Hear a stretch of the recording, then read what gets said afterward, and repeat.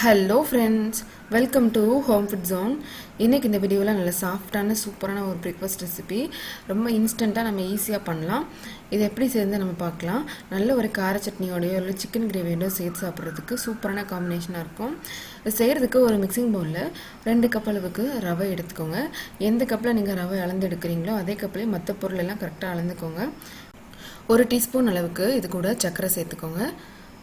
4 table spoon அளவுக்கு மைதா மாவு சேர்த்துக்கோங்க. 1/2 டீஸ்பூன் உப்பு. இது எல்லாத்தையுமே சேர்த்து முதல்ல ஒரு தடவை நல்லா கலந்து விட்டுக்கோங்க.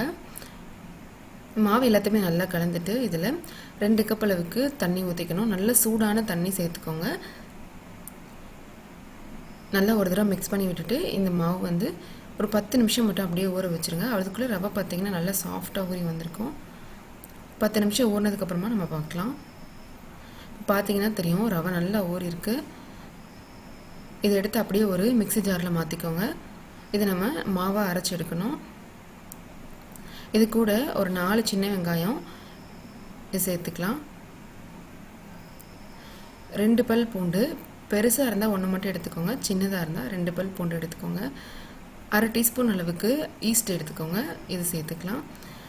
அதே மாதிரி 1/2 கப் அளவுக்கு துருவின தேங்காய், இது கூட ஒரு 1/4 கப் தண்ணி விட்டு நல்லா மையாக அரைச்சி எடுத்துகிட்டு வந்துடுங்க. எந்த அளவுக்கு நல்லா பேஸ்ட்டாக அரைக்க முடியுமோ அரைச்சிக்கோங்க. இப்போ இதில் ஒரு 1/2 டீஸ்பூன் அளவு சீரகம் சேர்த்துக்கோங்க. திரும்பவும் இது ஒரு தடவை நல்லா அரைச்சிட்டு இது ஒரு பவுலில் மாற்றிக்கலாம். கூட ஒரு 1/2 கப் தண்ணி விட்டு மாவு வந்து தோசை மாவு மாதிரி நம்ம தண்ணியாக கரைச்சி எடுத்துக்கணும். இப்போ இந்த மாவு ஒரு 1/2 மணி நேரம் மட்டும் ஊற வச்சு எடுத்துக்கோங்க. குறைஞ்சது 1/2 மணி நேரம், அதிகபட்சம் டைம் இருந்ததுன்னா ஒரு 1 மணி நேரம் கூட ஊற வச்சுக்கலாம். அதுக்கு மேலே ஊற வைக்கணும்னு தேவையில்லை. ஒரு 1/2 மணி நேரம் ஊறினதுக்கப்புறமா நம்ம பார்க்கலாம்.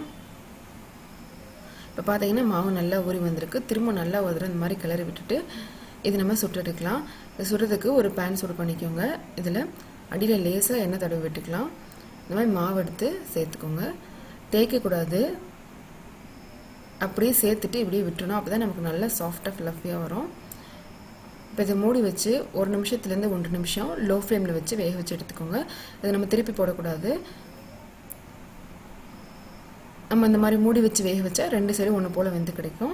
இப்போ பார்த்தீங்கன்னா தெரியும் மேல் பக்கமும் நல்லா வெந்து வந்திருக்கு. இதில் ஒரு 1/4 டீஸ்பூன் அளவு எண்ணெய் இல்லைன்னா நெய் சேர்த்துக்கோங்க. திரும்பவும் இதை மூடி வச்சு ஒரு 30 செகண்ட் அப்படியே விட்டுட்டு இதை நம்ம எடுத்துடலாம்.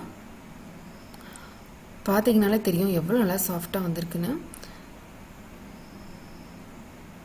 நீங்கள் வந்து மாவு வந்து தேய்க்கக்கூடாது, அது மட்டும் நீங்கள் கரெக்டாக பண்ணிக்கோங்க. அப்போ தான் உங்களுக்கு நல்லா சாஃப்டாக சூப்பராக வரும்.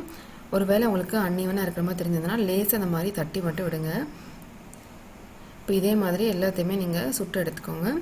சூடாக சாப்பிட்றதுக்கு ரொம்பவே நல்லாயிருக்கும். நான்வெஜ் ஏதாவது கிரேவி செஞ்சிங்கன்னா நல்ல காம்பினேஷனாக இருக்கும். எப்பவுமே ஆப்பம் செய்கிறதுனா அரிசி அரைச்சி ஊற வச்சு ரொம்ப டைம் எடுக்கும். ஆனால் இது வந்து நம்ம இன்ஸ்டண்ட்டாக ஈஸியாக பண்ணலாம். இதே மாதிரியே கண்டிப்பாக நீங்களும் செஞ்சு பாருங்கள். இந்த ரெசிபி உங்களுக்கு பிடிச்சிருந்ததுன்னா லைக் பண்ணுங்கள், ஷேர் பண்ணுங்கள், கமெண்ட் பண்ணுங்கள். கண்டிப்பாக ஹோம் ஃபுட் ஜோனுக்கு சப்ஸ்கிரைப் பண்ண மறக்காதீங்க.